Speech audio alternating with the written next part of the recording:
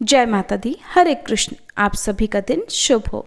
आज दिनांक है 14 मार्च, दिन है शनिवार और आज है चैत्र मास के कृष्ण पक्ष की दशमी और एकादशी तिथि। दशमी तिथि आज सुबह 8:11 तक रहेगी। इसके बाद में एकादशी तिथि प्रारंभ हो जाएगी और आज ब्रह्म मुहूर्त सुबह 5:03 से 5:51 तक रहेगा।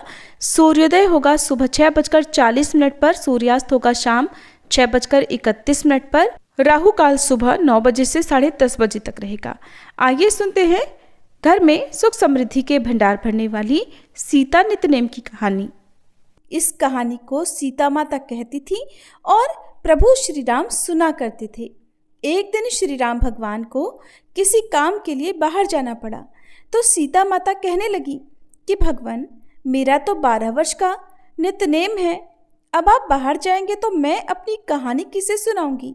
तब श्री राम ने कहा कि सीते, आप कुएं की पाल पर जाकर बैठ जाना और वहां पर जो भी औरतें पानी भरने आएंगी उन्हें अपनी कहानी सुना दिया करना। सीता माता कुएं की पाल पर जाकर बैठ गई। तभी एक स्त्री आई। उसने रेशम की जरी की साड़ी पहन रखी थी और सोने का घड़ा ले रखा था। सीता माता उसे देखकर कहने लगी, बहन, मेरा 12 वर्ष का नितनेम सुन लो। पर वह स्त्री बोली कि मैं तुम्हारा नितनेम सुनूंगी तो मुझे तो घर जाने में देर हो जाएगी और मेरी सास मुझसे झगड़ा करेगी। इसलिए उसने कहानी नहीं सुनी और अपने घर चली गई। लेकिन उसके घर जाते ही उसकी रेशम जरी की साड़ी फट गई। सोने का घड़ा मिट्टी के घड़े में बदल गया। सासू ने देखा तो पूछा, अरे बहू, ये किसका दोष अपने सिर लेकर आ गई है। बहू बोली, माँ जी, कुएं पर एक औरत बैठी थी। उसने अपनी कहानी सुनने के लिए कहा, लेकिन मैंने नहीं सुनी। शायद उसी का ये फल मुझे मिला है। बहू की बात सुनकर अगले दिन वही साड़ी और वही घड़ा लेकर सास कुएं की पाल पर गई। सास को वहीं पर सीता माता बैठी मिली तो माता सीता ने कहा, बहन, मेरी कहानी सुन लीजिए। सासू बोली, एक बार छोड़, मैं तो 4 बार कहानी सुन लूंगी। तब सीता माता बोली, राम आए लक्ष्मण आए, देश के पुजारी आए, नित नेम का नेम लाए, आओ राम बैठो राम, तपी रसोई जीमो राम, माखन मिश्री खाओ राम, दूध पताशा पियो राम, सूत के पलका मोठो राम, शाल दुशाला पोठो राम, शाल दुशाला ओढ़ो राम, जब बोलूं राम ही राम, राम सवारे सबके काम, खाली घर भंडार भरेंगे, सबका बेड़ा पार करेंगे। श्री राम जय जय राम। सासू बोली, बहन, कहानी तो बहुत अच्छी लगी। फिर कहानी सुनकर सासू घर चली गई और उसकी साड़ी फिर से रेशम जरी की बन गई। मिट्टी का घड़ा भी फिर वापस से सोने के घड़े में बदल गया। बहू ने देखा तो कहने लगी, सासू माँ, आपने ये सब कैसे किया। सासू बोली, बहू, तू दोष लगाकर आई थी और मैं अब दोष उतार कर आ रही हूँ। बहू ने पूछा कि माँ जी, वह कुएं वाली स्त्री कौन है। सासू ने बताया कि वह तो सीता माता थी। वो पुराने से नया कर देती हैं, खाली घर में भंडार भर देती हैं। वह लक्ष्मी जी का वास घर में कर देती हैं और मनुष्य की जो भी इच्छा हो उसे पूर्ण कर देती हैं। बहू बोली, माँ जी, फिर तो ऐसी कहानी मुझे भी सुना दो। सास बोली कि ठीक है, तुम भी सुनो। फिर सास ने कहानी शुरू की। राम आए लक्ष्मण आए, देश के पुजारी आए, नित नेम का नेम लाए, आओ राम बैठो राम, तपी रसोई जीमो राम, माखन मिश्री खाओ राम, दूध बताशा पियो राम, सूत के पलका मोठो राम, शाल दुशाला पोठो राम, शाल दुशाला ओढ़ो राम, जब बोलूं राम ही राम, राम सवारे सबके काम, खाली घर भंडार भरेंगे, सबका बेड़ा पार करेंगे, बोलो श्री राम जय जय राम। कहानी सुनकर बहू बोली, माँ जी, कहानी तो बहुत अच्छी है। सासू ने कहा, ठीक है, अब से हम इस कहानी को रोज किया करेंगे। अब सास बहू रोज सवेरे उठती, नहाती धोती और पूजा करने के बाद नित नेम की सीता माता की कहानी कहती। एक दिन की बात है, उनके यहाँ पड़ोस की एक औरत आई और बोली कि बहन, जरा सी आँच तो देना। तो बहू बोली कि आज तो अभी हमने जलाई ही नहीं। पड़ोसन बोली, तो फिर तुम सुबह 4 बजे से उठकर क्या कर रही हो? तो उन्होंने कहा कि हम तो सुबह सुबह उठकर पूजा करते हैं, फिर सीता माता की नित्यनेम की कहानी कहते हैं। पड़ोसन ने उनकी बात सुनकर फिर कहा कि सीता माता की कहानी कहने से तुम्हें क्या मिला? तब वे दोनों बोली कि सीता माता की कहानी कहने से घर में भंडार भर जाते हैं, सारे काम पूर्ण हो जाते हैं, मन की इच्छा भी पूरी होती है। पड़ोसन ने कहा, बहन अगर ऐसा है तब तो फिर मुझे भी कहानी सुना दो। तब बहू बोली कि ठीक है, तुम भी ये कहानी सुन लो। राम आए लक्ष्मण आए, देश के पुजारी आए, नित नेम का नेम लाए। आओ राम बैठो राम, तपी रसोई जीमो राम, माखन मिश्री खाओ राम, दूध बताशा पियो राम, सूत के पल का मोठो राम, शाल दुशाला पोठो राम, शाल दुशाला ओढ़ो राम।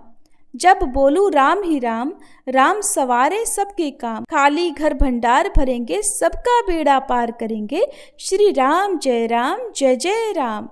पड़ोसन ने इस कहानी को सुना तो कहने लगी, बहन कहानी तो बहुत अच्छी लगी। अब वह पड़ोसन भी नित्यनेम सीता माता की कहानी कहने लगी। कहानी कहने से सीता माता ने पड़ोसन के भी धन के भंडार भर दिए। देखते ही देखते अब तो पूरे मोहल्ले में नित्यनेम की कथा चल पड़ी और हर किसी की मनोकामना पूर्ण होने लगी। हे सीता माता, जैसे आपने उन सभी के भंडार भरे, वैसे ही हमारे भी भरना। कहानी कहने वाले, सुनने वाले और हुंकार भरने वाले सबके भरना। सभी प्रेम से बोलिए, सीता मैया की जय। प्रिय श्रोताओ, अब सुनिए चैत्र मास महात्म्य का आज का अध्याय। जो भी भक्त माता रानी के ऊपर विश्वास करते हैं, उन्हें अपना सब कुछ मानते हैं, उनके लिए आज का ये प्रसंग बहुत रोचक होने वाला है। इसलिए आज के इस अध्याय को पूरा जरूर सुनिएगा।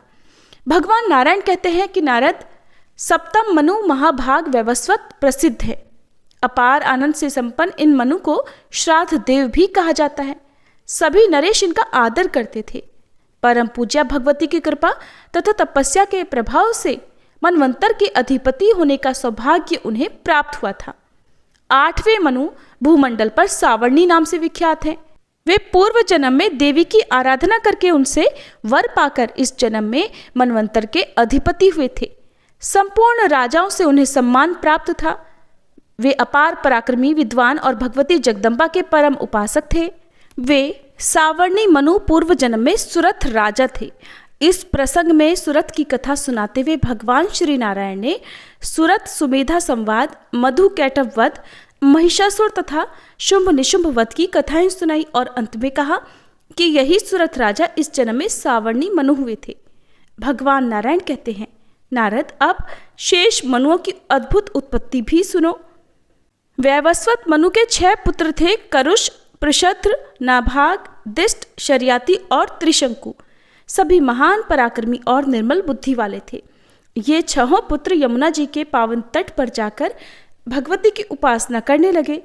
इन्होंने भोजन त्याग दिया, अपनी श्वास पर पूरा नियंत्रण रखा।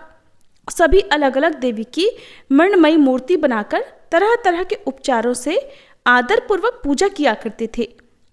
इसके बाद उन समस्त महाबली पुत्रों ने अतिशय कठिन तपस्या आरंभ कर दी।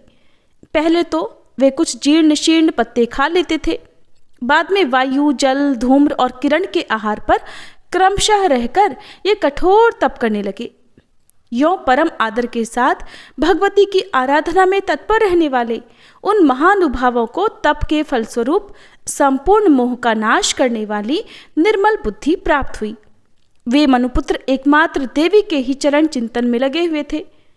पवित्र बुद्धि के प्रभाव से उन्हें अखिल जगत का अपने आत्मा में ही साक्षात्कार होने लगा। उनकी बड़ी ही विचित्र स्थिति हो गई। इस प्रकार वे लगातार 12 वर्षों तक भगवती जगदीश्वरी की तपस्या करते रहे। इसके बाद हजारों सूर्यों के समान तेज से संपन्न देवेश्वरी उनके सामने प्रकट हुई। उन पुण्यात्मा 6 राजकुमारों ने देवी के साक्षात दर्शन किए। तब वे भक्ति विनम्र होकर सकाम भाव से भगवती की स्तुति करने लगे। राजकुमारों ने कहा, महेश्वरी, आप सबकी स्वामिनी एवं करुणा की परम आश्रय हैं, आपकी जय हो। देवी, वाणी बीज से आराधना करने पर आप बहुत शीघ्र प्रसन्न होती हैं। वाणी बीज प्रतिपादिता आपका नाम ही है।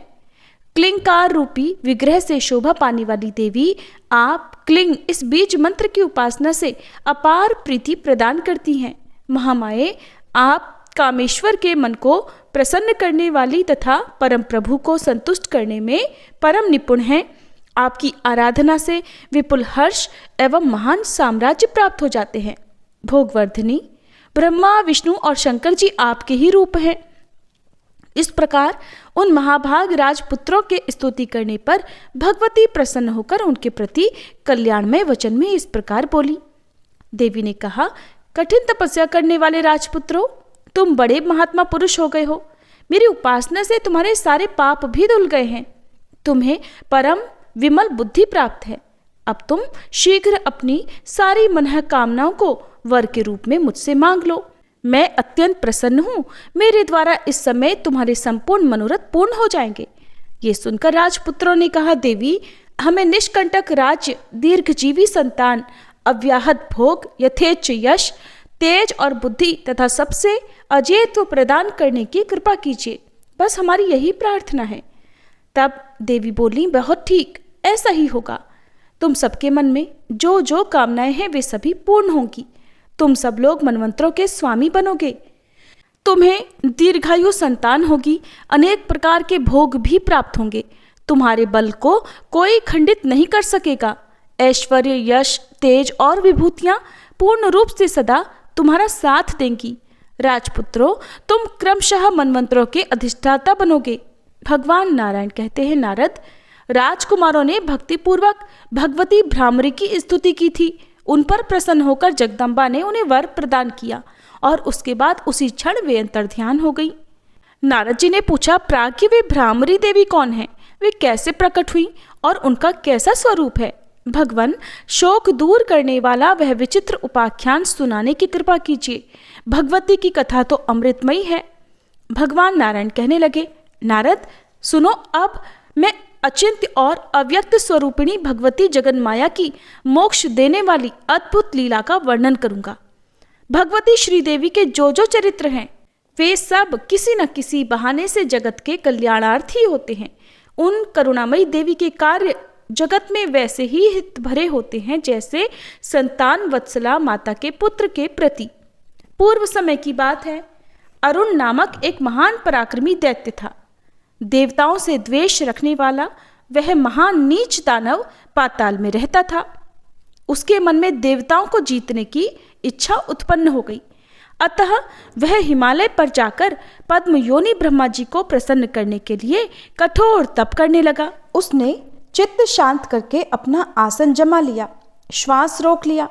भूख लगने पर वह कभी सूखे पत्ते खा लिया करता था। वह तामसिक कामना से तप करने लगा। इस प्रकार 10,000 वर्षों तक उसकी कठिन तपस्या चलती रही। इसके बाद 10,000 वर्षों तक थोड़ा सा जल पीकर ही उसने तप किया। इसके बाद उसके 10,000 वर्ष केवल वायु के आहार पर ही बीते।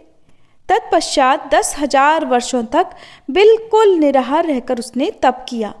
इस तरह घोर तपस्या करने पर उसके शरीर से एक प्रचंड अग्नि निकली जो कि संपूर्ण जगत को दग्ध करने लगी। उस समय ये बड़ी अद्भुत घटना हुई। ये क्या कहकर संपूर्ण देवता कांप उठे। सभी प्राणियों के हृदय में आतंक छा गया। तब सभी प्रधान देवता ब्रह्मा जी की शरण में गए और उन्हें इस बात की सूचना दी। देवताओं की बात सुनकर चतुर्भुज ब्रह्मा जी गायत्री देवी को साथ लेकर हंस पर बैठे और प्रसन्नतापूर्वक वहां से चल पड़े। उस समय अरुण के सैकड़ों नाड़ियों से संयुक्त शरीर में केवल प्राण मात्र ही रह गए थे। उसका पेट सूख गया था। उसके सभी अंग क्षीण हो चुके थे। वह नेत्रों को मूंदे हुए ध्यान में लीन था। अपने तेज से वो ऐसा दिखाई पड़ता था मानो कोई दूसरा प्रचंड अग्नि हो। ब्रह्मा जी ने उससे कहा, वत्स, तुम्हारे मन में जो कुछ भी हो वह मुझसे मांग लो। ब्रह्मा जी की अमृत के समान वाणी सुनते ही उसका तो मन संतुष्ट हो गया। अरुण ने आंखें खोली तो उसे सामने कमलोद्भव भगवान ब्रह्मा जी के दर्शन हुए। चारों वेदों से संपन्न महाभाग ब्रह्मा जी गायत्री देवी के साथ विराजमान थे। वे हाथों में अक्षमाला और कुंडिका लेकर अविनाशी ब्रह्म प्रणव का जप कर रहे थे। उन्हें देखकर अरुण उठ गया। उसने उनके चरणों में मस्तक झुकाया तथा अनेक प्रकार के स्तोत्रों द्वारा उनकी स्तुति की। फिर उसने अपनी बुद्धि में स्थित वर की याचना की। उसका संकल्प था कि मैं कभी मरूं नहीं। अरुण की ये बात सुनकर ब्रह्मा जी ने आदरपूर्वक उसे समझाया कि संसार में जन्म लेने वाला निश्चय ही मरेगा, यही तो सिद्धांत है। इसलिए तुम इसके अलावा कोई दूसरा वर मांग लो जो मैं तुम्हें दे सकूं। ब्रह्मा जी की बात सुनकर अरुण ने फिर वही आदरपूर्वक उनसे इस प्रकार कहा कि प्रभु, अच्छी बात है, तब मुझे ये वर देने की कृपा कीजिए कि मैं ना तो युद्ध में मरूं, ना किसी भी शस्त्र अस्त्र से मर सकूं, ना किसी भी स्त्री या पुरुष से ही मेरी मृत्यु हो, न 2 पैर या 4 पैरों वाला कोई भी प्राणी मुझे मार सके। साथ ही आप मुझे ऐसा विपुल बल दीजिए जिससे मैं संपूर्ण देवताओं पर विजय प्राप्त कर सकूं। अरुण की बात सुनकर ब्रह्मा जी ने तुरंत तथास्तु कह दिया और इस प्रकार वर देकर वे उसी क्षण ब्रह्मलोक में चले गए। इसके बाद अरुण नामक उस दैत्य ने अपने स्थान पर रहने वाले दैत्यों को पाताल से बुला लिया। वे सभी असुर आकर उस बलाभिमानी दानव के आज्ञाकारी बन गए।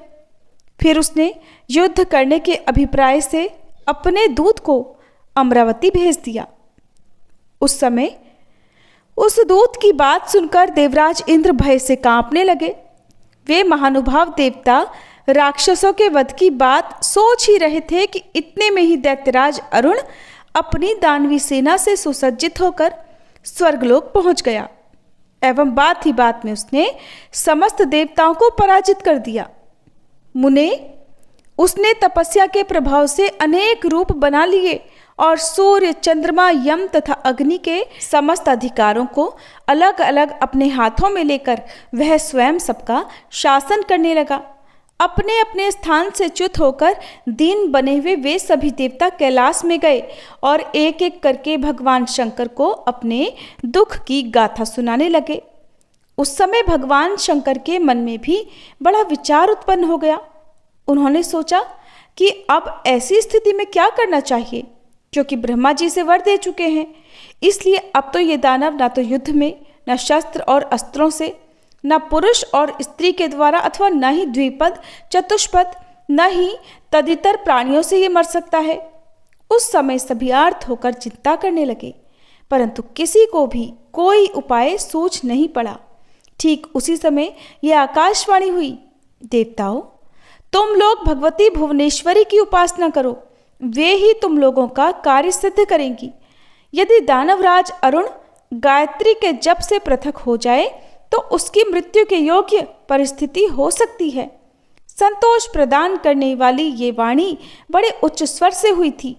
इस दिव्य आकाशवाणी को सुनकर आदरणीय देवताओं ने बृहस्पति जी को बुलाया और देवराज इंद्र ने उनसे प्रार्थना की, गुरु, आप देवताओं का कार्य सिद्ध करने के लिए दानवराज अरुण के पास जाइए और जिस किसी भी प्रकार से वह दानव गायत्री जप से विरत हो सके, परम कर्तव्य मानकर आप वैसा ही प्रयत्न कीजिए।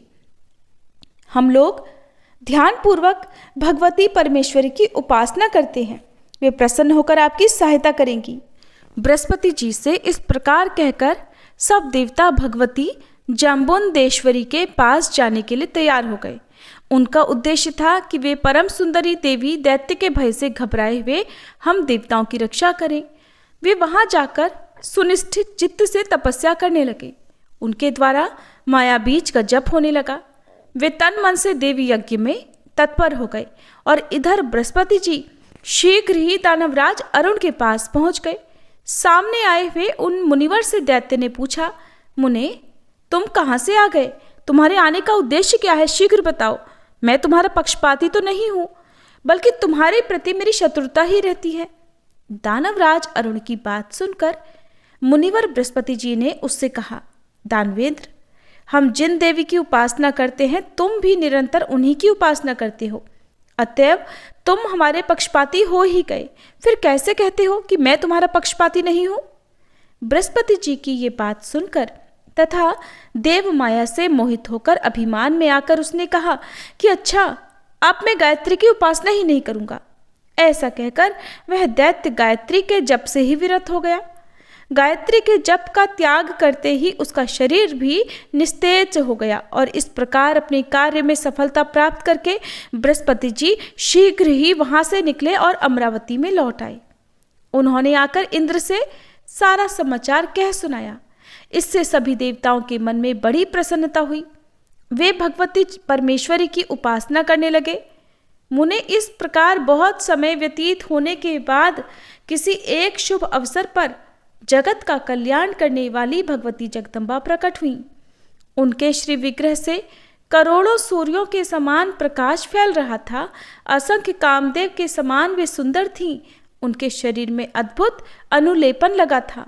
2 विचित्र वस्त्र उन्हें सुशोभित किए हुए थे। उनके गले में विचित्र माला थी और उनके सभी अंग दिव्य अलंकारों से अलंकृत थे।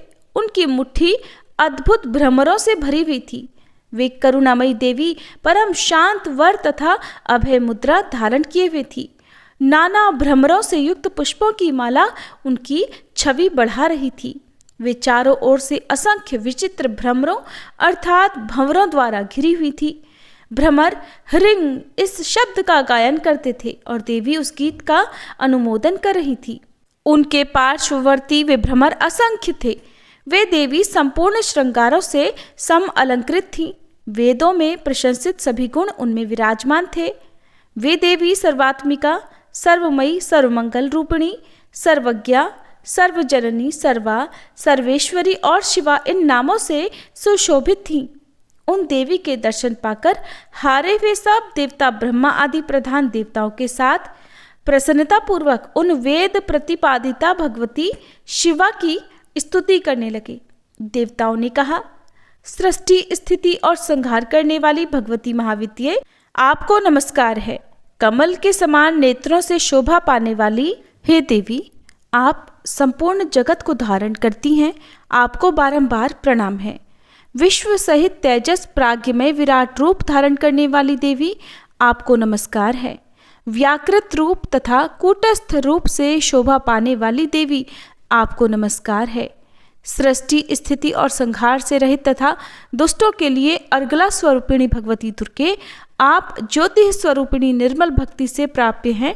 आपके लिए हमारा नमस्कार स्वीकार हो। माता श्री काली के आपको नमस्कार है। नील सरस्वती, उग्र तारा और महोग्रा नाम धारण करने वाली देवी, आपको निरंतर बार बार नमस्कार है। त्रिपुर सुंदरी नाम से विख्यात हे प्रसिद्ध देवी, आपको नमस्कार है। देवी पीताम्बरे, आपको नमस्कार है। भैरवी, मातंगी और देवी धूमावती को बार बार नमस्कार है। छिन्नमस्ते, आपको नमस्कार है। क्षीर सागर कन्यके, आपको नमस्कार है। शाकंभरी, आपको नमस्कार है। शिवे, आपको नमस्कार है। रक्तदंती के, आपको नमस्कार है। भगवती शिवे, आपने शुंभ और निशुंभ का दलन किया है। आपके द्वारा रक्त बीज की जीवन लीला समाप्त हुई है। आप वृत्रासुर और धूम्र लोचन को मारने वाली हैं। आपने चंड और मुंड के दल को मथ डाला है। आपके द्वारा बहुत से दानव काल के ग्रास बन चुके हैं। कमलानने, आप गंगा, शारदा और विजया नाम से प्रसिद्ध हैं। आपको नमस्कार है। दया स्वरूपिणी देवी, पृथ्वी और तेज आपके रूप हैं। आपके लिए नमस्कार है। प्राण रूपा, महारूपा और भूत रूपा, आप देवी को नमस्कार है। विश्व मूर्ते, दया मूर्ते, धर्म मूर्ते, आपको बार बार नमस्कार है। देवता, ज्योति और ज्ञानमय विग्रह धारण करने वाली आप देवी को नमस्कार है। माता गायत्री, वरदा, सावित्री, सरस्वती, स्वाहा, स्वधा और दक्षिणा, ये सब आपके नाम हैं। आपको नमस्कार है। संपूर्ण आगम शास्त्र नेति नेति वाक्यों के द्वारा जिनका बोध कराते हैं, उन प्रत्यक्ष स्वरूपिणी आप पराशक्ति देवी की हम उपासना करते हैं। भ्रमरों से वेष्टित होने के कारण जो भ्रामरी नाम से प्रसिद्ध हैं, उन आप भगवती को हम नित्य नित्य अनेकशः प्रणाम करते हैं। अंबिके, आपके पार्श्व तथा पृष्ठभाग में हमारा नमस्कार है। आपके आगे, ऊपर, नीचे सर्वत्र ही हमारा बारंबार नमस्कार है। मणिद्वीप पर विराजने वाली महादेवी, आप हम पर कृपा कीजिए। जगदम्बिके, आप अनंत कोटि ब्रह्मांडों की अधीश्वरी हैं। जगन्माता, आपकी जय हो। परात्पर स्वरूपिणी देवी आपकी जय हो। भगवती श्री भुवनेश्वरी आपकी जय हो। सर्वोत्तम उत्तमे आपकी जय हो। कल्याणमय गुणों की आलय भगवती भुवनेश्वरी आपकी जय हो। हे परमेश्वरी, आप प्रसन्न होइए। संसार को उत्पन्न करने वाली आप हम पर प्रसन्न होने की कृपा करें। भगवान नारायण कहते हैं, नारद, देवताओं की वाणी परम मधुर और प्रेम पूर्ण थी। उसे सुनकर कोयल की भांति मधुर भाषण करने वाली भगवती जगदम्बा उनसे कहने लगी, देवताओं, मैं तुम पर सदा के लिए प्रसन्न हूँ। वर देना मेरा स्वाभाविक गुण है। तुम समस्त देवताओं के मन में जो भी अभिलषित हो वही वर मुझसे मांग लो। देवी का ये वचन सुनकर देवताओं ने अपने दुख का कारण बतलाया और दुष्चरित्र दैत्य के द्वारा जगत को प्राप्त होने वाली असह्य पीड़ा का भी वर्णन किया। वे बोले, माता, देवताओं, ब्राह्मणों और वेदों की सर्वत्र निंदा हो रही है। उन पर घोर आघात पहुंचा है। सभी देवता अपने अपने स्थानों से च्युत हो गए हैं। ब्रह्मा जी ने इस दानवराज अरुण को विचित्र वर दे रखा है। देवताओं की आर्तवाणी सुनकर भगवती महादेवी भ्रामरी ने अपने हस्तगत भ्रमरों को प्रेरित किया। उन्हीं के साथ अपने पार्श्व प्रांत और अग्रभाग में रहने वाले नाना रूपधारी भ्रमरों को भी भेजा। उन्होंने असंख्य भ्रमरों को और भी उत्पन्न किया। उन भ्रमरों से त्रिलोकी व्याप्त हो गई। उस समय उन भंवरों के कारण पृथ्वी पर अंधकार छा गया। आकाश, पर्वत, श्रृंग, वृक्ष और वन, जहां तहां भंवरे ही भंवरे दिखाई देने लगे। ये दृश्य बड़ा ही आश्चर्यजनक था। उन संपूर्ण भ्रमरों ने तुरंत जाकर दैत्यों की छाती छेद डाली। वे उनको इस तरह काट रहे थे जैसे मधु निकालने वाले व्यक्ति को कोप में भरी हुई मधुमक्खियां। उस समय शस्त्रों तथा अस्त्रों से किसी भी प्रकार उनका निवारण नहीं किया जा सकता था। ऐसी स्थिति में न युद्ध हो सका, न ही कोई संभाषण ही। दैत्यों को अपने सामने मृत्यु ही दिखाई देती थी। जिस जिस स्थल पर जो जो दैत्य जिस जिस रूप में विद्यमान थे, वहीं वहीं उसी उसी रूप में वे सब अपने प्राणों से हाथ धो बैठे। परस्पर किसी से कोई कुछ बातचीत नहीं कर सका। क्षण मात्र में ही वे संपूर्ण शक्तिशाली दानव नष्ट भ्रष्ट हो गए। इस प्रकार का अद्भुत कार्य करके वे सब भ्रमर देवी के निकट लौटकर आ गए। ये बड़े ही आश्चर्य की बात है, बड़े ही आश्चर्य की बात है। सब और यही ध्वनि गूंजने लगी, जिनकी ऐसी माया है उन भगवती जगदम्बा के लिए भला कौन सा विचित्र काम है। इसके बाद श्री ब्रह्मा, विष्णु आदि संपूर्ण देवताओं ने हर्ष के समुद्र में डूबकर भगवती जगदम्बा की उपासना की। अनेक प्रकार के उपचार तथा भांति भांति की सामग्रियों से देवी का पूजन किया गया। जय जयकार की तुमुल ध्वनि हुई। देवी के ऊपर पुष्प बरसने लगे। आकाश में दुंदुभियां बज उठी। श्रेष्ठ मुनिगण वेद पाठ करने लगे। गंधर्वों के द्वारा यशोगान होने लगा। मृदंग, मुरज, वीणा, ढाक, डमरू, घंटा और शंख आदि वाद्यों की ध्वनि से त्रिलोकी व्याप्त हो गई। उस समय संपूर्ण देवताओं ने नाना प्रकार के स्तोत्रों द्वारा स्तुति करके अपनी अंजलि मस्तक पर किए हुए देवी का जयकार आरंभ किया और बार बार कहा, माता ईशानी आपकी जय हो, जय हो। तब भगवती महादेवी ने भी संतुष्ट होकर सब देवताओं को पृथक पृथक वर दिए। देवताओं के प्रार्थना करने पर उन्होंने अपने प्रति उनको दृढ़ भक्ति प्रदान की। फिर उन देवों के सामने ही वे अंतर्ध्यान हो गई। नारद, इस प्रकार भगवती भ्रामरी का ये संपूर्ण विशद चरित्र मैंने तुम्हें सुना दिया। इसके पढ़ने और सुनने वाले पुरुषों के संपूर्ण पाप नष्ट हो जाते हैं। सुनने में ये बहुत ही आश्चर्यजनक विषय है।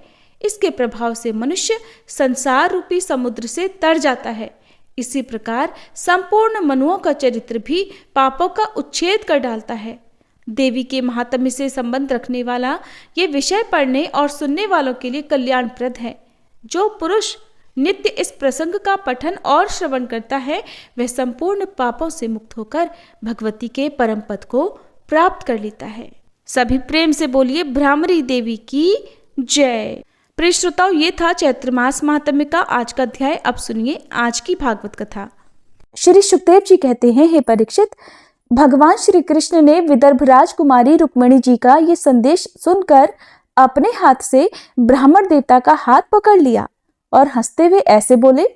भगवान कृष्ण ने कहा, ब्राह्मण देवता, जैसे विदर्भ राजकुमारी मुझसे चाहती हैं वैसे ही मैं भी उन्हें चाहता हूँ। मेरा चित्त उन्हीं में लगा रहता है। कहाँ तक कहूँ, मुझे रात के समय नींद तक नहीं आती। मैं जानता हूँ कि रुक्मी ने द्वेषवश मेरा विवाह रोक दिया है, परंतु ब्राह्मण देवता, आप देखिएगा, जैसे लकड़ियों को मथकर एक दूसरे से रगड़कर मनुष्य उनमें से आग निकाल लेता है, वैसे ही युद्ध में उन नामधारी क्षत्रिय कुल कलंकों को तहस नहस करके अपने से प्रेम करने वाली परम सुंदरी राजकुमारी को मैं अवश्य ही निकाल लाऊंगा। श्री सुखदेव जी कहते हैं, परीक्षित, मधुसूदन श्री कृष्ण ने ये जानकर कि रुक्मणी के विवाह की लगन परसों रात्रि में ही है, सारथी को आज्ञा दी कि दारुक तनिक भी विलंब न करके रथ जोत लाओ।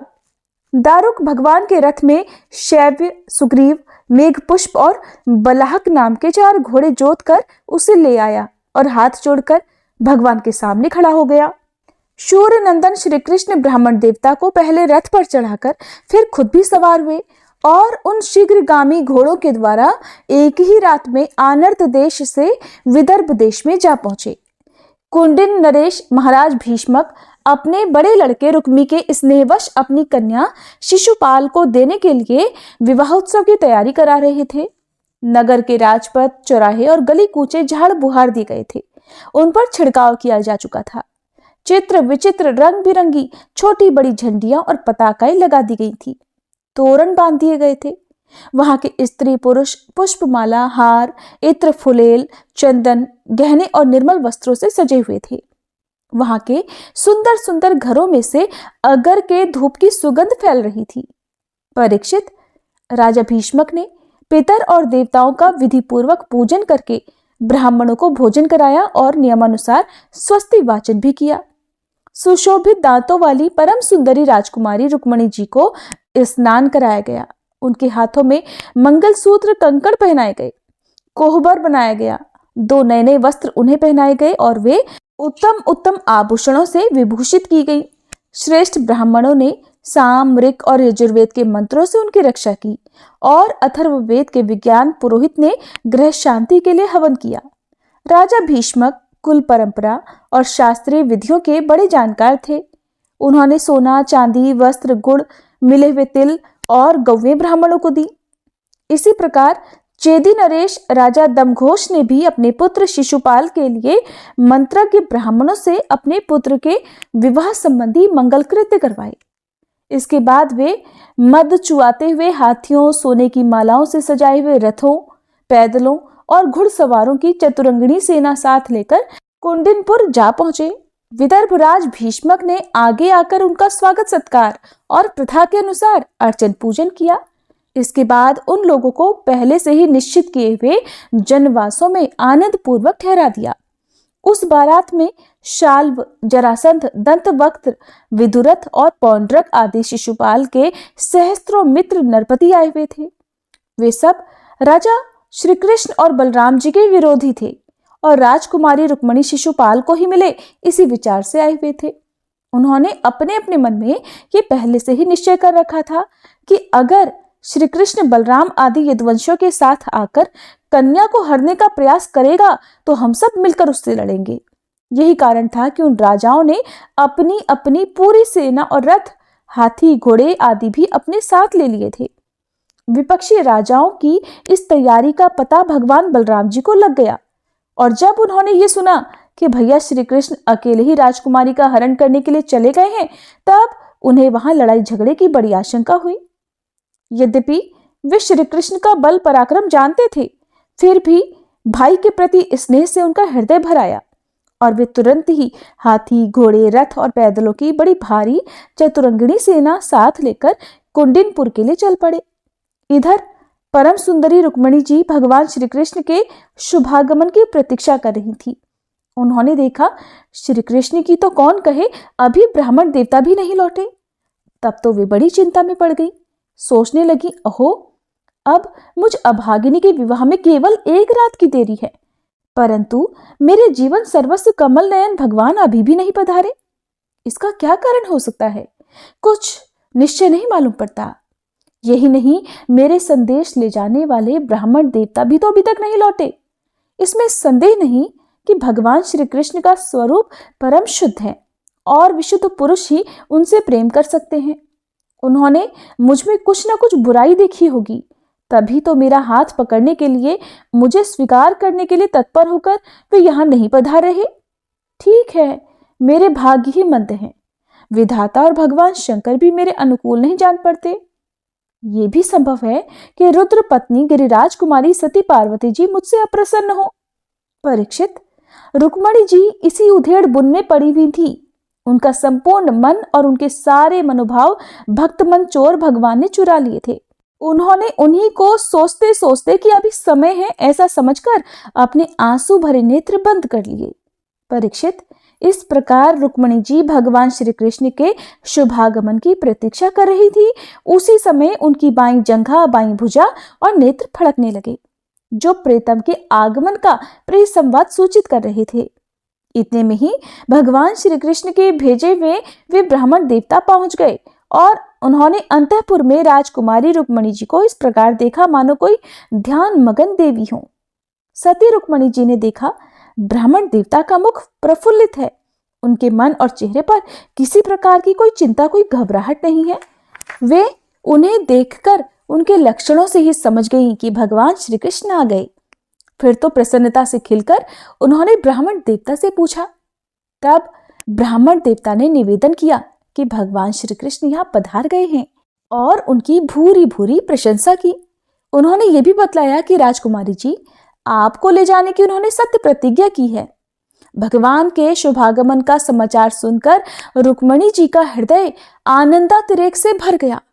उन्होंने इसके बदले में ब्राह्मण के लिए भगवान के अलावा और कुछ भी प्रिय न देखकर उन्होंने केवल नमस्कार कर लिया, अर्थात जगत की समग्र लक्ष्मी ब्राह्मण देवता को सौंप दी। राजा भीष्मक ने सुना कि भगवान श्री कृष्ण और बलराम जी मेरी कन्या का विवाह देखने के लिए उत्सुकतावश यहाँ पधारे हैं। तब तुरही, भेरी आदि बाजे बजवाते हुए पूजा की सामग्री लेकर उन्होंने उनकी अगवानी की और मधुपर्क, निर्मल वस्त्र और उत्तम उत्तम भेंट देकर विधि पूर्वक उनकी पूजा की। भीष्मक जी बड़े बुद्धिमान थे। भगवान के प्रति उनकी बड़ी भक्ति थी।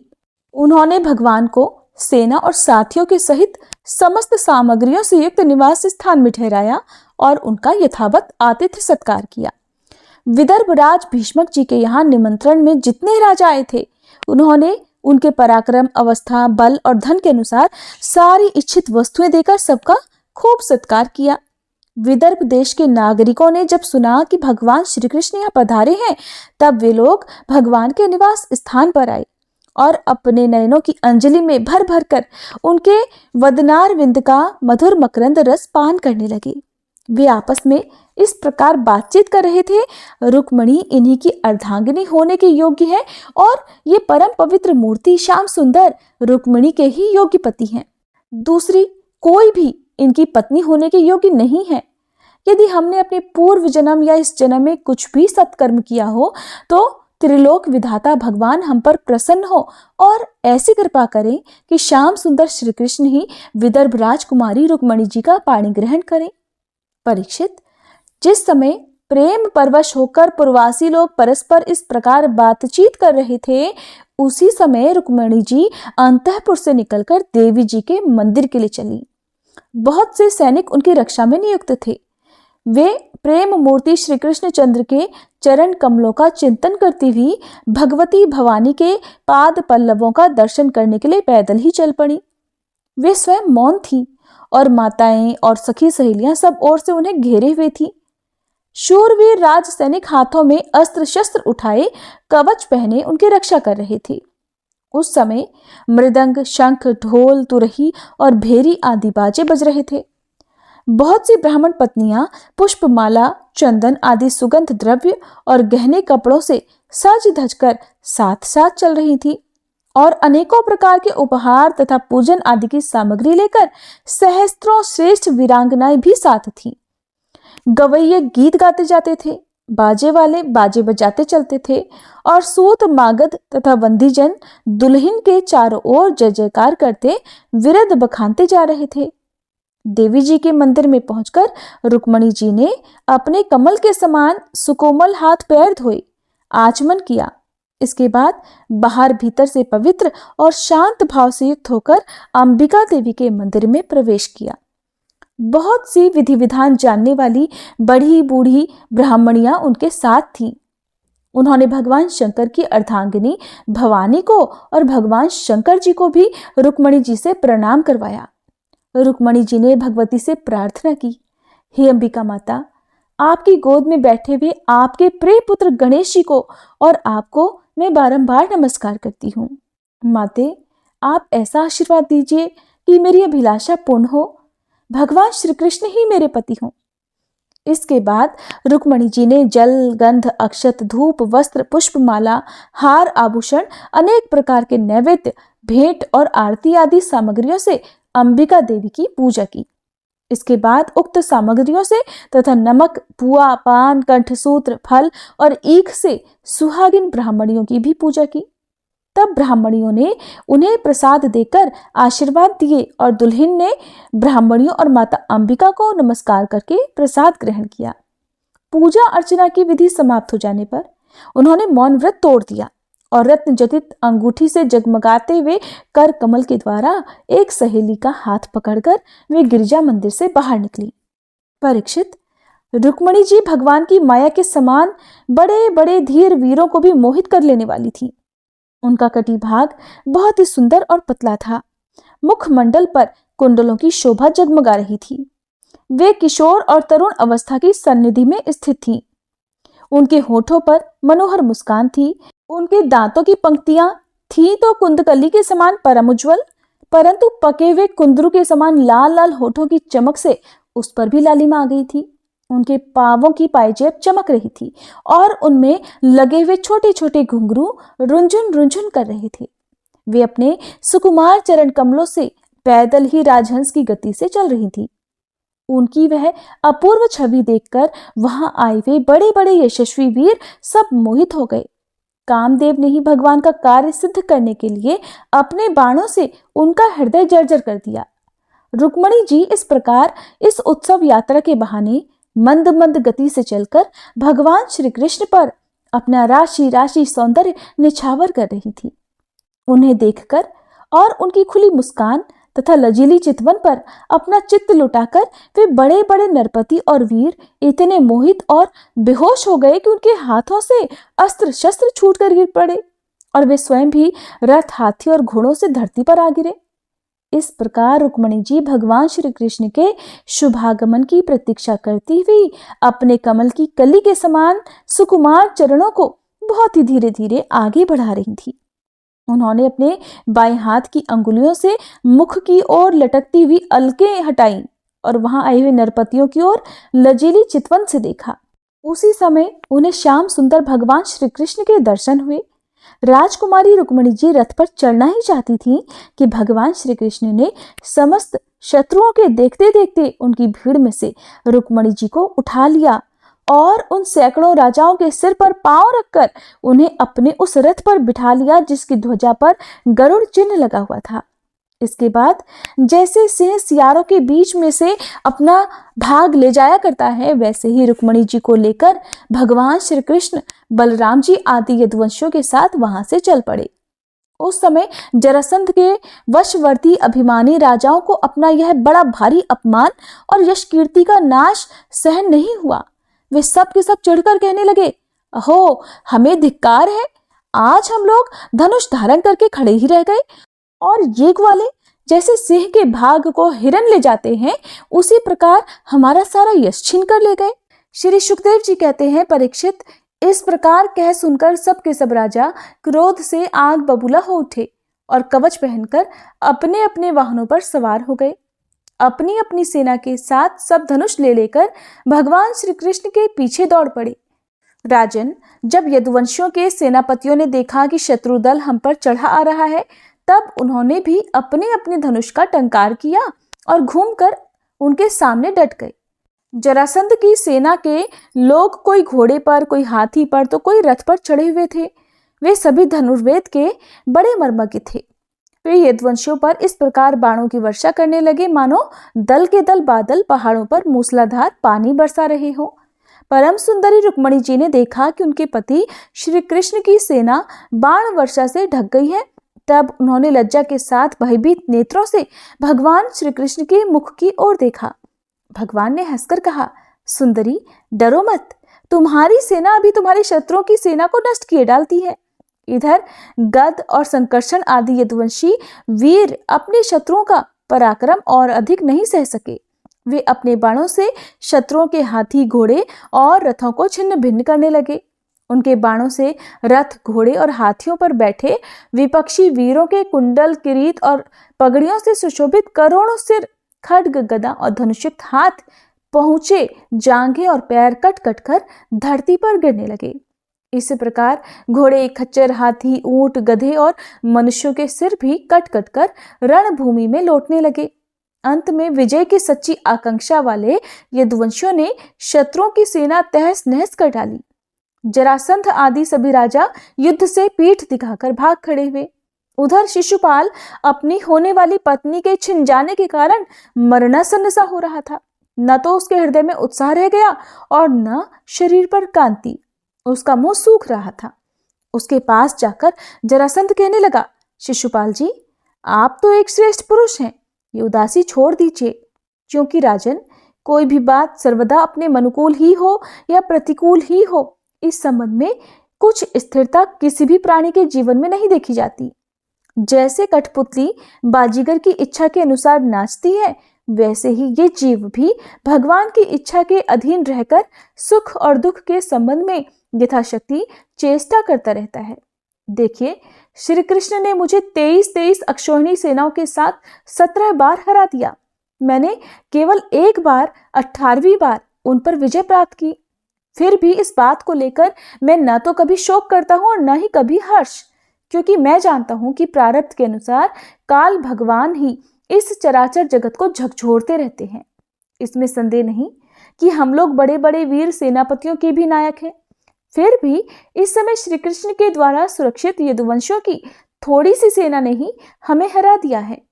इस बार हमारे शत्रुओं की ही जीत हुई है, क्योंकि काल उन्हीं के अनुकूल था। जब काल हमारे दाहिने होगा, तब हम भी उन्हें जीत लेंगे। परीक्षित, जब मित्रों ने इस प्रकार समझाया, तब चेदिराज शिशुपाल अपने अनुयायियों के साथ अपनी राजधानी को लौट गया और उसके मित्र राजा भी, जो मरने से बच गए थे, अपने अपने नगरों को चले गए। रुक्मणी जी का बड़ा भाई रुक्मी भगवान श्री कृष्ण से बहुत द्वेष रखता था। उसको ये बात बिल्कुल भी सहन नहीं हुई कि मेरी बहन को श्री कृष्ण हर कर ले जाए और राक्षस रीति से बलपूर्वक उसके साथ विवाह करे। रुक्मी बलि तो था ही, उसने एक अक्षौहिणी सेना साथ ले ली और श्री कृष्ण का पीछा किया। महाबाहु रुक्मी क्रोध के मारे जल रहा था। उसने कवच पहनकर और धनुष धारण करके समस्त नरपतियों के सामने ये प्रतिज्ञा की कि मैं आप लोगों के बीच में ये शपथ करता हूं कि अगर मैं युद्ध में श्री कृष्ण को न मार सका और अपनी बहन रुक्मणी को न लौटा सका, तो अपनी राजधानी कुंडिनपुर में प्रवेश नहीं करूंगा। परीक्षित, ऐसा कहकर वह रथ पर सवार हो गया और सारथी से बोला, जहां कृष्ण हो वहां शीघ्र से शीघ्र मेरा रथ लेकर चलो। आज मेरा उसी के साथ युद्ध होगा। आज मैं अपने तीखे बाणों से उस खोटी बुद्धि वाले ग्वाले के बलवीर्य का घमंड चूर चूर कर दूंगा। देखो तो उसका साहस, वो हमारी बहन को बलपूर्वक हर कर ले गया है। परीक्षित, रुक्म की बुद्धि बिगड़ गई थी। वो भगवान के तेज प्रभाव को बिल्कुल भी नहीं जानता था। इसी से वह इस प्रकार बहक बहक कर बातें करता हुआ एक ही रथ से श्री कृष्ण के पास पहुंचकर ललकारने लगा, खड़ा रहे, खड़ा रहे। उसने अपने धनुष को बलपूर्वक खींचकर भगवान श्री कृष्ण को 3 बाण मारे और कहा, एक क्षण मेरे सामने ठहर। यदुवंशियों के कुल कलंक, जैसे कौवा होम की सामग्री चुराकर उड़ जाता है, वैसे ही तू मेरी बहन को चुराकर कहां भागा जा रहा है? अरे मंद, तू बड़ा मायावी और कपट युद्ध में कुशल है। आज मैं तेरा सारा गर्व चूर चूर किए डालता हूं। देख, जब तक मेरे बाण तुझे धरती पर नहीं सुला देते, उसके पहले ही इस बच्ची को छोड़कर भाग जा। रुक्मी की बात सुनकर भगवान श्री कृष्ण मंद मंद मुस्कुराने लगे। उन्होंने देखते ही देखते उसका धनुष काट डाला और उस पर 6 बाण छोड़े। साथ ही भगवान श्री कृष्ण ने 8 बाण उसके 4 घोड़ों पर और 2 सारथी पर भी छोड़े और 3 बाणों से उसके रथ की ध्वजा को काट डाला। तब रुक्मी ने दूसरा धनुष उठा लिया। फिर भगवान श्री कृष्ण को 5 बाण मारे। उन बाणों के लगने पर उन्होंने उसका वह धनुष भी काट डाला। रुक्मी ने इसके बाद एक और धनुष लिया, परंतु हाथ में लेते ही लेते अविनाशी अच्युत ने उसे भी काट डाला। इस प्रकार रुक्मी ने परिघ, पट्टिश, शूल, ढाल, तलवार, शक्ति और तोमर जितने जितने अस्त्र शस्त्र उठाए उन सभी को भगवान ने प्रहार करने से पहले ही काट डाला। अब रुक्मी क्रोधवश हाथ में तलवार लेकर भगवान को मार डालने की इच्छा से रथ से ही कूद पड़ा और इस प्रकार उनकी ओर झपटा जैसे पतंगा आग की ओर लपकता है। जब भगवान ने देखा कि रुक्मी मुझ पर चोट करना चाहता है, तब उन्होंने अपने बाणों से उसकी ढाल तलवार को तिल तिल करके काट डाला और मार डालने के लिए हाथ में तीखी तलवार निकाल ली।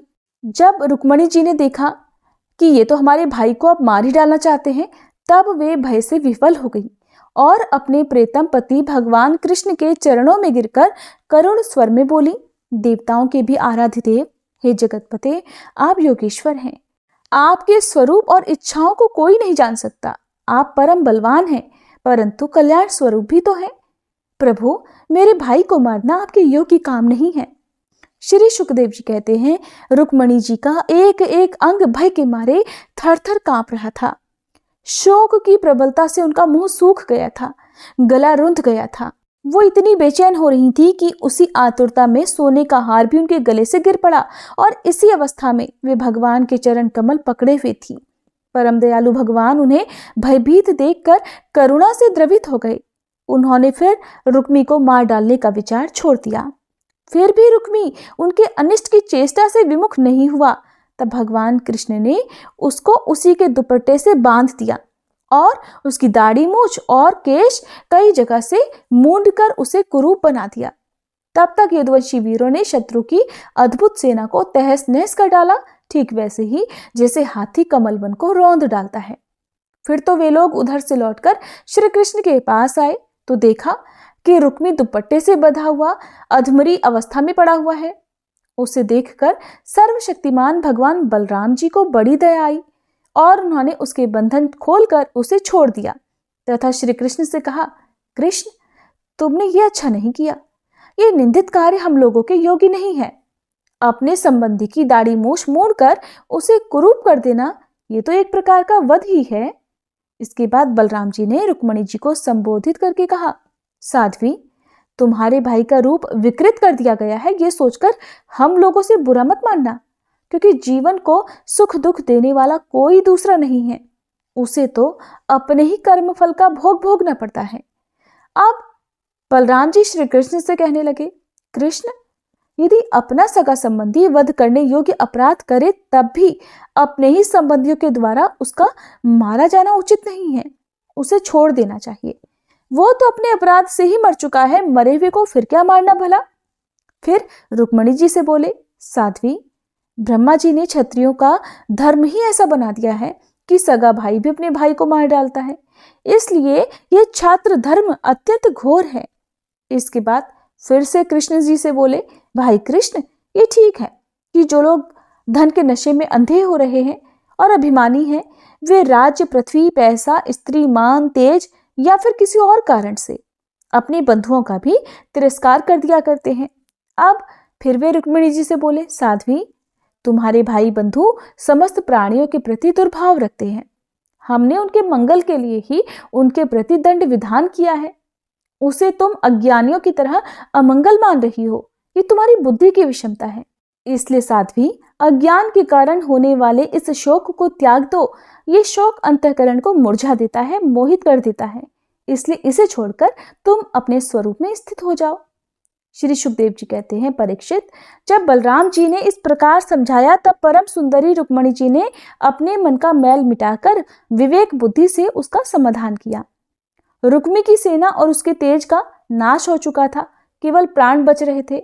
उसके चित्त की सारी आशा अभिलाषाएं व्यर्थ हो चुकी थी और शत्रुओं ने अपमानित करके उसे छोड़ दिया था। उसे अपने विरूप किए जाने तक की कष्टदायक स्मृति भूल नहीं पाती थी। इसलिए उसने अपने रहने के लिए भोजकट नाम की एक बहुत बड़ी नगरी बसाई। उसने पहले ही प्रतिज्ञा कर ली थी कि दुर्बुद्धि कृष्ण को मारे बिना और अपनी छोटी बहन को लौटाए बिना मैं कुंडिनपुर में प्रवेश नहीं करूंगा। इसलिए क्रोध करके वो वहीं रहने लगा। परीक्षित, भगवान श्री कृष्ण ने इस प्रकार सब राजाओं को जीत लिया और विदर्भ राजकुमारी रुक्मणी जी को द्वारका में लाकर उनका विधि पूर्वक पाणी ग्रहण किया। हे राजन, उस समय द्वारकापुरी में घर घर बड़ा ही उत्सव मनाया जाने लगा। क्यों ना हो, वहां के सभी लोगों का यदुपति श्री कृष्ण के प्रति अनन्य प्रेम जो था।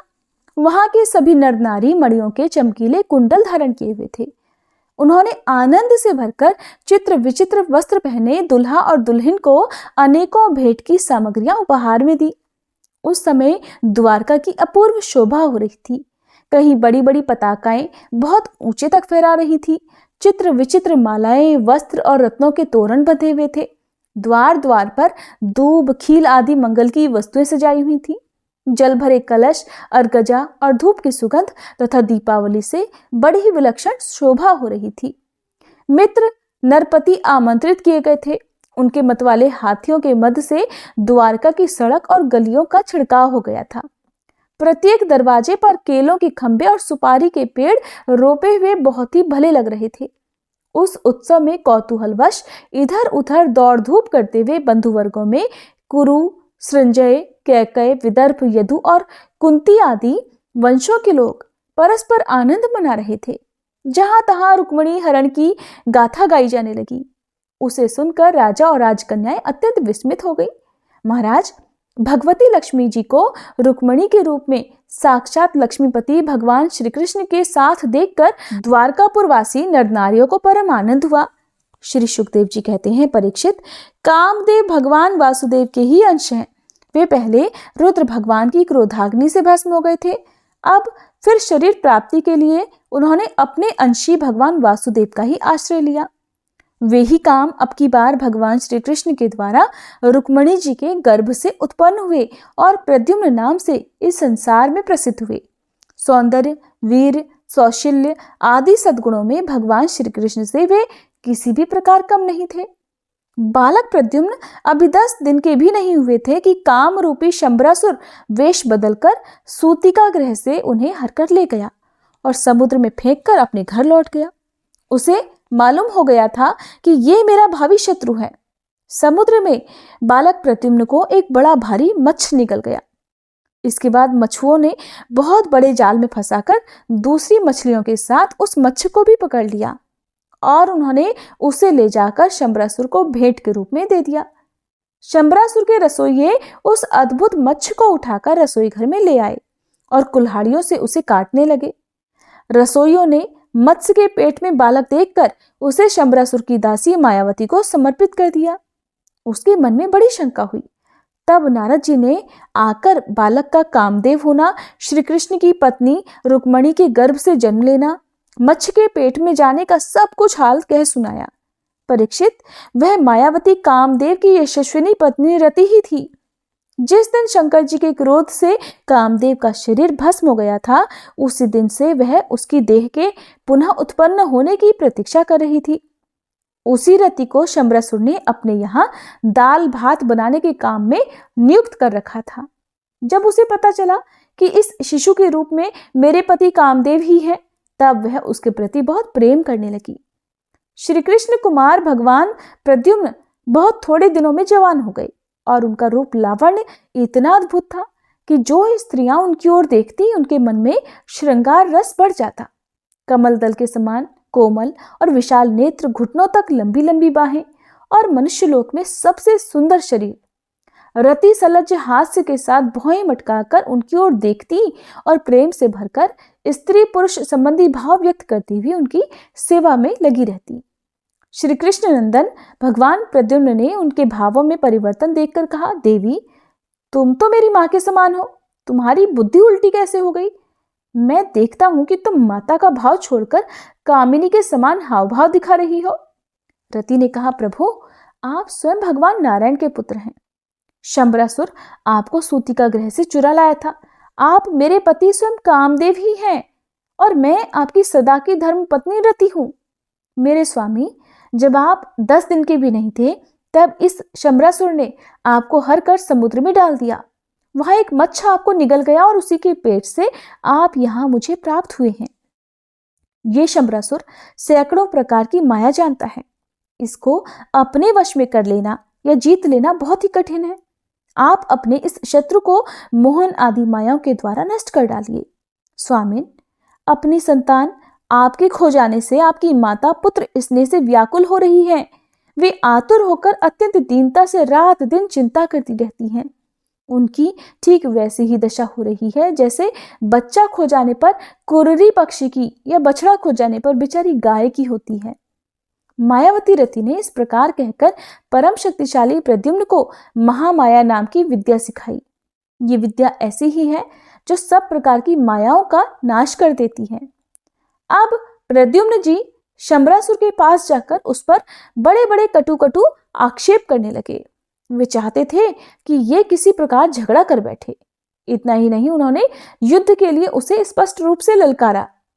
प्रद्युम्न जी के कटु वचनों की चोट से शंबरासुर तिलमिला उठा, मानो किसी ने विषैले सांप को पैर से ठोकर मार दी हो।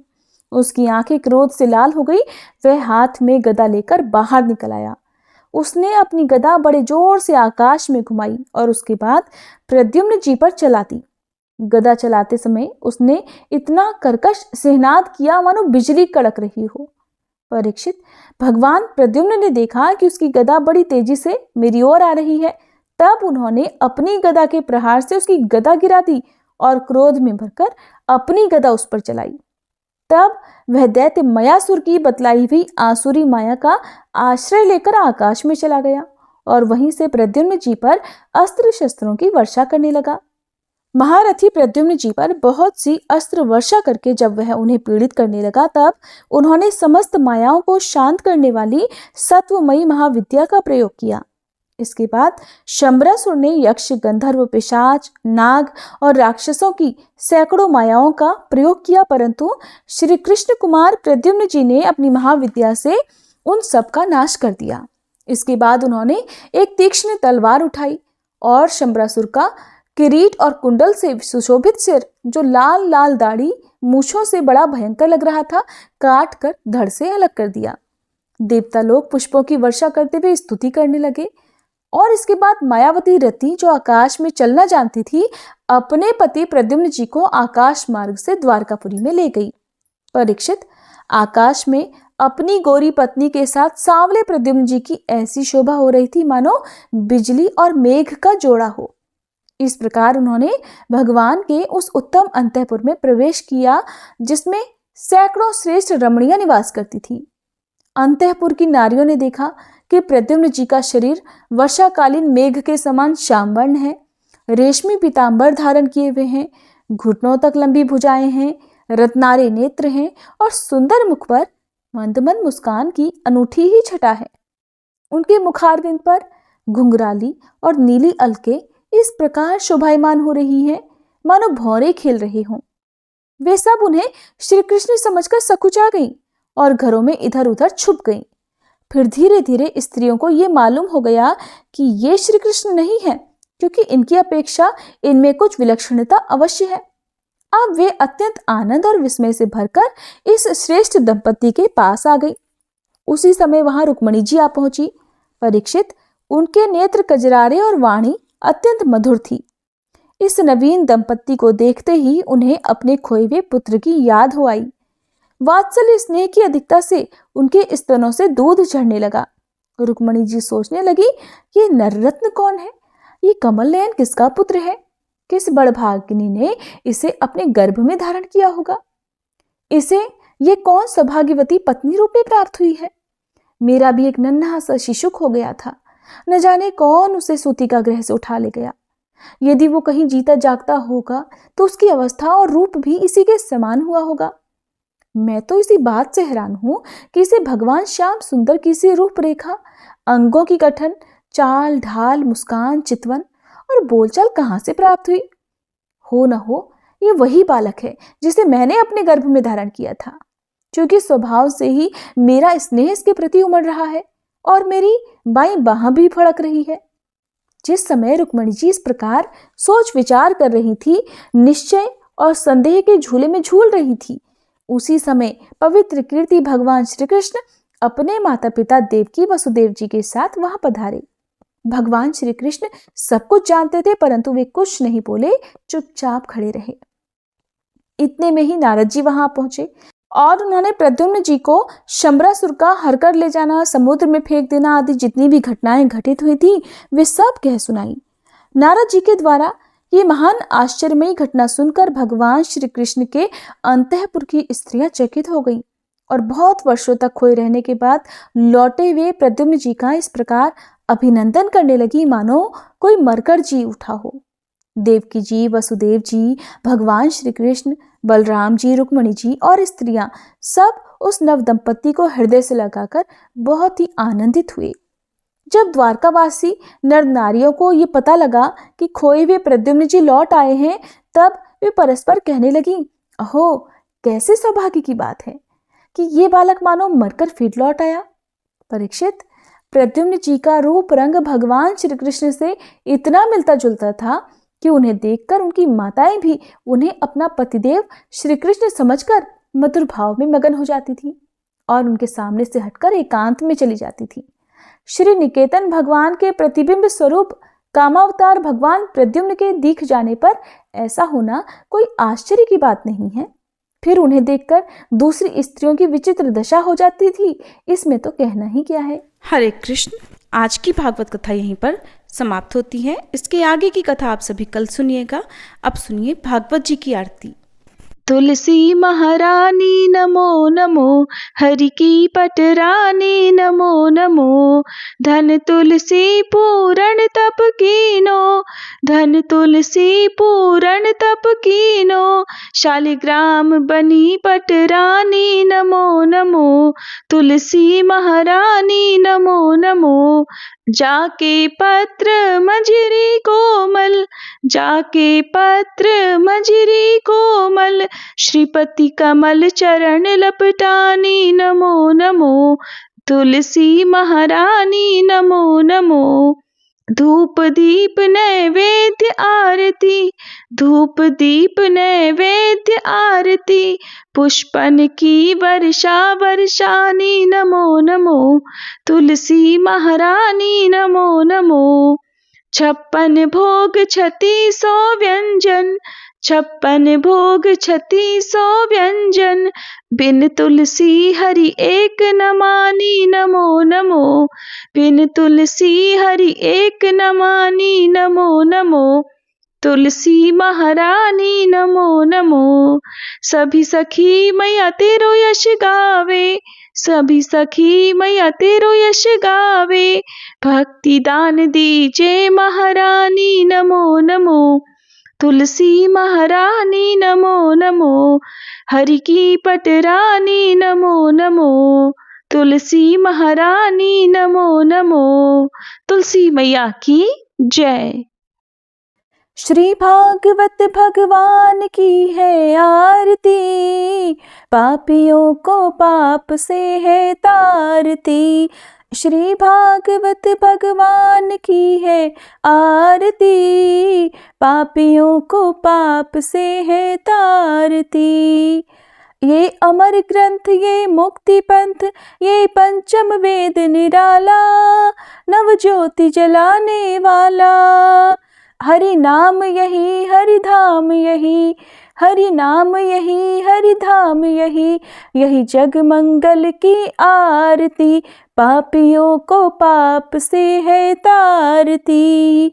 श्री भागवत भगवान की है आरती, पापियों को पाप से है तारती।